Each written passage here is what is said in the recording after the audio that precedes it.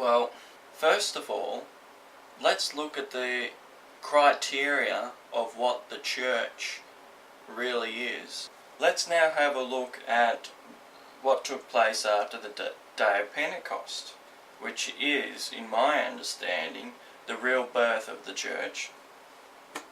Look, they were selling their possessions, their belongings, and distributing the proceeds straight to those who were in need. And also note, day by day they were attending the temple together. Not once a week on a Sunday, it was day by day. Breaking of bread in their homes, they received their food with glad and joyous hearts. That's the whole congregation sharing. And also, the Lord added to their congregation on a day-by-day basis, not just once a week. So what is the purpose of the church? Is the purpose of the church for provision? I would say so. There was not a needy person among them. And this would have been thousands of people before the persecution started that were all equally blessed, all looked after.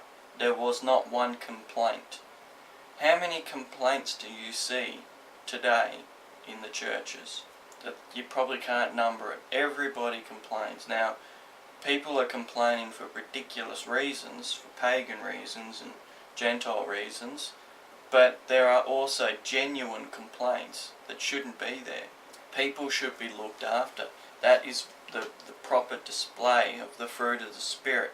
Love others as you love yourself. The church has to look after the congregation.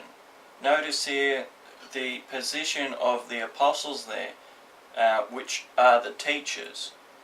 Today in the church we call them pastors, but back then there were teachers, apostles, and look what they did with the money. They distributed to each that had need. They didn't just take all the money and store it up in some treasury account and, funded overseas missionary setups, etc., etc. Although there is a justified fund for that, or a justified need for that, but you got to look after who's in your house first, and that's exactly what they did, and that is what's missing today. So that's one of the roadblocks that we're facing today, is that the generosity of the church is no longer there as it was in the past. So to seek His kingdom first, we must learn how to love first. And if we can love others, that means others are going to love us. Provision is going to be a circle. The church's function is to be a storehouse of generosity, of spiritual teaching, encouragement, support, carrying and sharing the burdens of others in your congregation. Not just you and your personal friends. It's your personal friends, but it's also a public thing as well.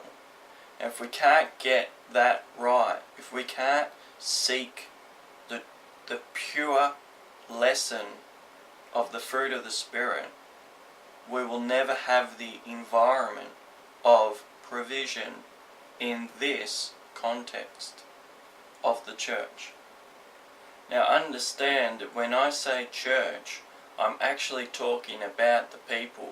I'm not referring to the building, although the building is the central place where the community goes, is where the public goes to hear the gospel and learn those basic footprints to true salvation.